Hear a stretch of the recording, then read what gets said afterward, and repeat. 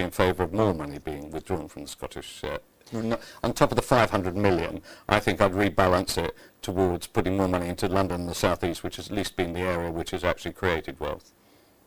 But it's the hotspot as well, isn't it?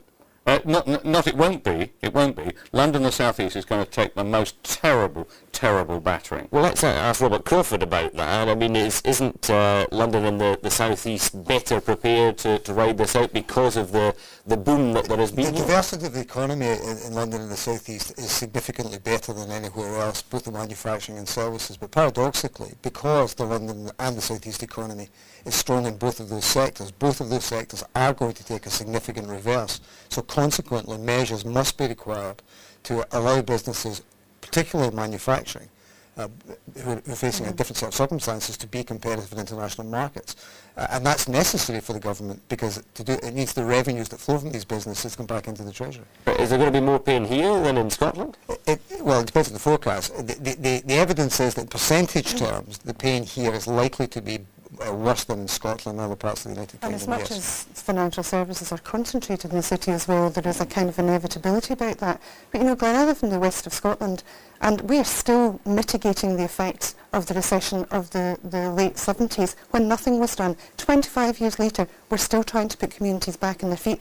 That's the result of doing nothing, which to my mind is a counsel of despair. We rejected that counsel of despair today, and we decided to intervene as a government. I think that's the right thing to do. Jonathan Davis, what, if anything, is today going to do for the housing market?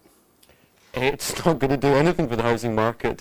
The banks aren't lending. The banks aren't going to, they're not going to start lending. The buy-to-let sector is dead. It's the buy-to-let sector which created the bubble. It's the easy lending which created the bubble. There's no buy-to-let and there's no easy lending. The housing market, particularly in Scotland, is going to go down another 30 or 40% from the highs. It's holding up though, isn't it? It's not holding up at all. The number of transactions have fallen 80%. It is not holding up. The prices that people are asking is holding up, but that's irrelevant. No one's buying. Okay, you, I think, mentioned that this was a political budget. One of you did. Did you agree with that? Is this an election-winning budget?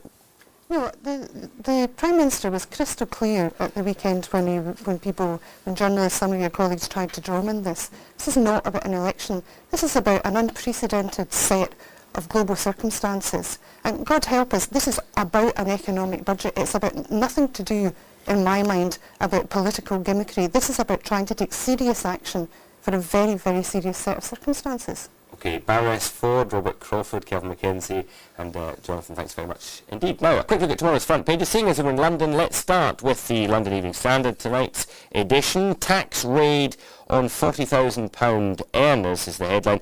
Everyone pays to help prop up the economy, but City responds with record FTSE rise. It says the Scotsman, tomorrow morning's paper, a 6-year £500 billion bet on the future is its take. The cartoon is of a worried-looking Alistair Darling with a caption below, everything crossed. The Times, continuing the cartoon theme, in the Times, the Prime Minister hoisting a red flag, the Pope being his Chancellor, with a dramatic headline, into the red. That's all from Newsnight tonight. Gordon's back in Glasgow tomorrow. Before we go, though, time to remind you that Good Morning Scotland will be